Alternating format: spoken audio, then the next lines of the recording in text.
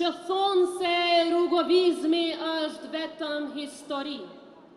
Ka njerëz që thonë se rrugovizmi i takon veç të kaluarës. Por unë ju them sonte, rrugovizmi nuk është relikti së kaluarës. Rrugovizmi është ideja më moderne që ka njohur populli shqiptar në historinë e ekzistencës së vet.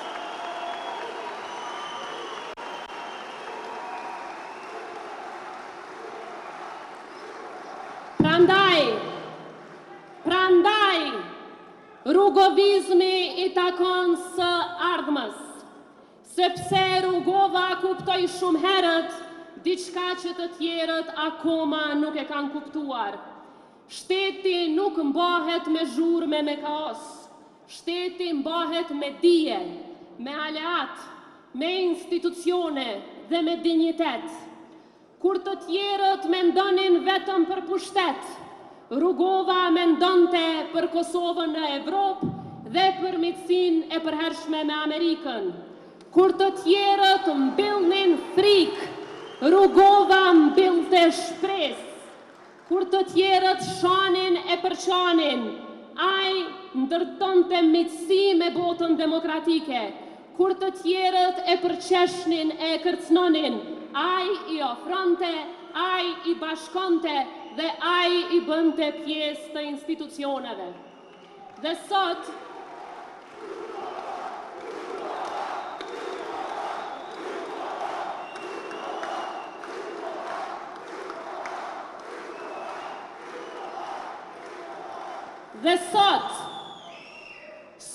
shikoni për rreth, në një kohë përçarjesh dhe në një kohë arrogance politike, a nuk duket rrugovizmi më aktual se kur? Unë them po të madhe, sepse rrugovizmi është politik me moral, rrugovizmi është shtet me dinjitet, rrugovizmi është Kosovë perëndimore, demokratike dhe krenare. Rrugova asnjëherë nuk ndërtoi kult force, ai ndërtoi kulturë shteti. Në kohën e propagandës, manipulimeve, polarizimit, është pikërisht rrugovizmi që mbetet ideja më e avancuar politike shqiptare që e mbron interesin tonë kombëtar. Prandaj, let vinë e t'ju dëgjojnë juve e ta shohin se rrugovizmi jeton fuqishëm, sepse ndërton shtet të fortë pa e humbur njerëzorën dhe demokraci të fortë pa e humbur tolerancën, sepse Rrugova nuk na la thjesht një shtet për ta mbrojtur, por na la edhe një mënyrë për ta udhëhequr atë, sepse sa herë Kosova ka nevojë për urtësi, kthehet te Rrugova. Sa herë Kosova ka nevojë për orientim, kthehet te Rrugova. Sa herë Kosova ka nevojë për dinjitet shtetëror, kthehet te Rrugova. Dhe sa herë Kosova ka nevojë për bashkim, kthehet te lidhja demokratike e Kosovës.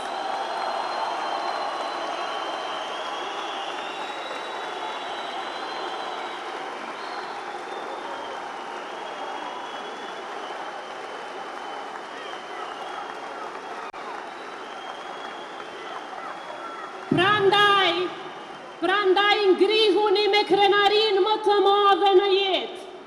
Ngrihuni me krenari, bashkohuni për Kosovën që nuk përkulet dhe nuk nënshtrohet kur. Kjo është e ardhmja. E tani, më lejoni t'ju tregoj se çfarë do t'i takoj të kaluarës. Të kaluarës do t'i takoj politika që nxit vetëm përçarje e urrejtje mes shqiptarëve. Të kaluarës do t'i takoj politika që ndjell frikën e ndërton armiq imagjinar. Të kaluarës do t'i takoj politika që kërkon nënshtrim e jo mendim të lirë.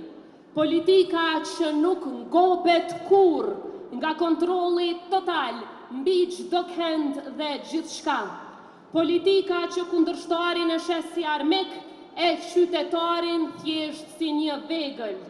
Prandaj, ne do t'ja lëmë së kaluarës politikës që linçon e shon edhe ata që krejt familjen deri edhe fëmijët në djep ja dhanë lirisë së Kosovës. Politika që fyen nënat shqiptare, politika që fyen gratë heroina, që fyen aleatët tonë të lirisë e që ndëshkon secilin që mendon ndryshe. Kjo është relikt i së kaluarës dhe ne do t'a bëjmë pjesë të së kaluarës duke zgjedhur të ardhmen. Faleminderit.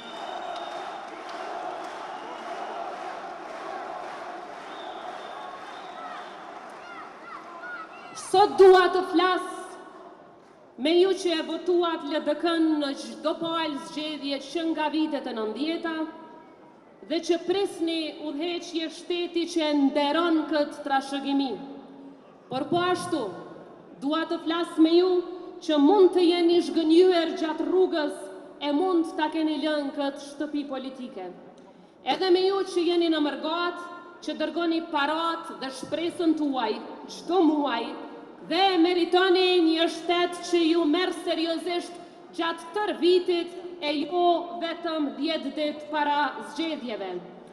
Dua të flas me ju të rinj që po mendoni largimin nga Kosova, duke ndruar aeroportin si shpëtim, sepse nuk shihni më të ardhme këtu.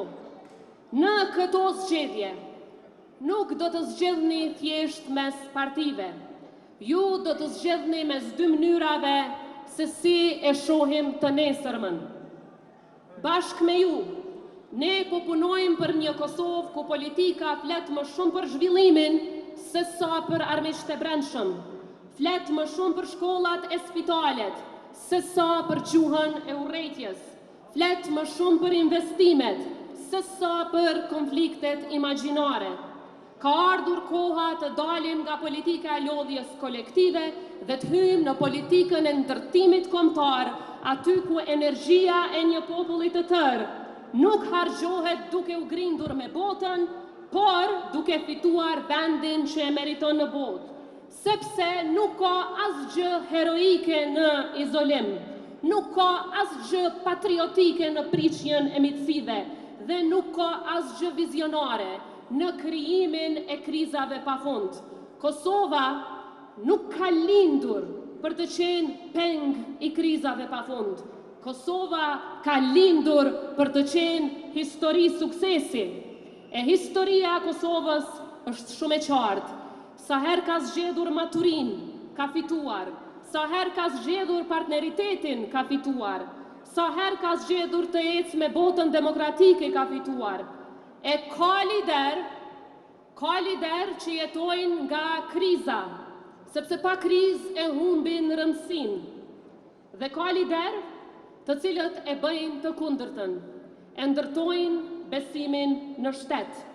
E historia do t'i mbajë në mend vetëm këta të fundit, por vetëm të bashkuar mund t'ja dalim. Historia e jonë e ka dëshmuar një gjë të madhe. Sa herë shqiptarët kanë qenë bashk rreth një ideali kombëtar, kanë triumfuar. Sepse forca jonë nuk është vetëm te arma apo te numrat, por te uniteti, te besimi dhe te vendosmëria për mos të nënshtruar kur para askujt.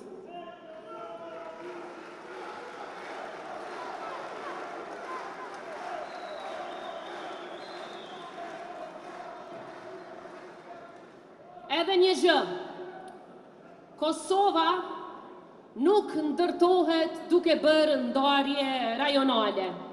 Nuk duhet të lejojmë një Kosovë të Prishtinës e një Kosovë të Drenicës, një Kosovë të Dugaxhinit e një Kosovë të Anamoravës, një Kosovë të qytetit e një Kosovë të fshatit, sepse ka vetëm një Kosovë dhe ajo është Republika e Kosovës, e lirë, e pavarur, sovrane, demokratike dhe ndërtuar mbi sakrificën e herojve, martirëve intelektualve vizionar dhe mbështetje së aleatëve.